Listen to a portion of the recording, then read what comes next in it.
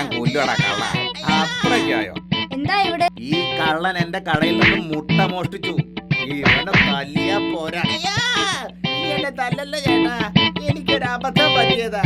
ഇനി മേലിൽ ഞാൻ ഇവിടുന്ന് മുട്ട മോഷ്ടിക്കില്ല, സത്യം. വിട്ടേക്ക് ചേട്ടാ, പറഞ്ഞത് കേട്ടില്ലേ, അബദ്ധം പറ്റിയതാണെന്ന്. പാവം, നല്ല മുട്ടയായിരിക്കുമെന്ന് കരുതിയാവും മോഷ്ടിച്ചത്.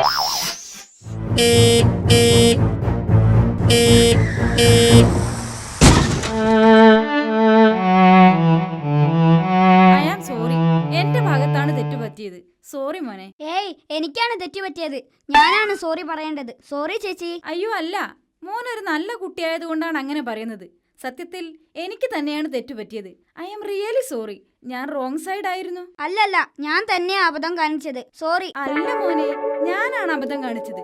സോറി. പ്ലീസ് ചേച്ചി, അങ്ങനെയൊന്നും പറയരുത്. നിങ്ങളെ പോലെ വിവരമില്ലാത്ത സ്ത്രീ ദൂരെ നിന്ന് വരുന്നത് കണ്ടപ്പോ തന്നെ ഏതെങ്കിലും ഇടവഴി കൂടെ ഞാൻ രക്ഷപ്പെടേണ്ടതായിരുന്നു.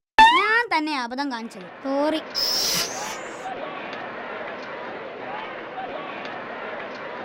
അല്ല, ഇത് നമ്മുടെ രാമൻ ചേട്ടന്റെ വീടല്ലേ? അതെ. എന്താ ഇവിടെ ഒരു ആൾക്കൂട്ടം? രാമന്റെ അമ്മായിയമ്മയെ അവരുടെ പശു ചവിട്ടി കൊന്നു. അതാ ഇത്രയും ആൾക്കൂട്ടം. ആ, അത് ശരി. ഇവരെല്ലാവരും ആ പശുവിനെ വിലയ്ക്ക് വാങ്ങാൻ വന്നതാ.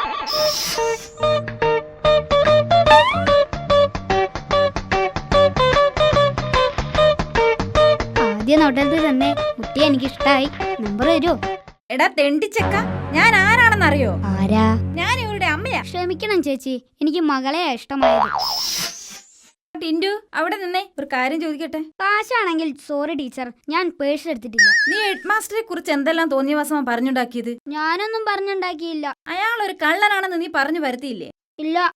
അദ്ദേഹം ഒരു തെമ്മാടിയാണെന്നും കഴുതയുടെ ബുദ്ധി ഉള്ളൂന്ന് നീ കൂട്ടുകാരോട് പറഞ്ഞില്ലേ? ഇല്ല, പറഞ്ഞില്ല. നമ്മുടെ ഹെഡ് മാസ്റ്റർ ഈ സ്കൂളിന് അപമാനമാണെന്ന് നീ പറഞ്ഞു വരുത്തിയില്ലേ? അയ്യോ, ഞാനിങ്ങനെയൊന്നും പറഞ്ഞില്ല.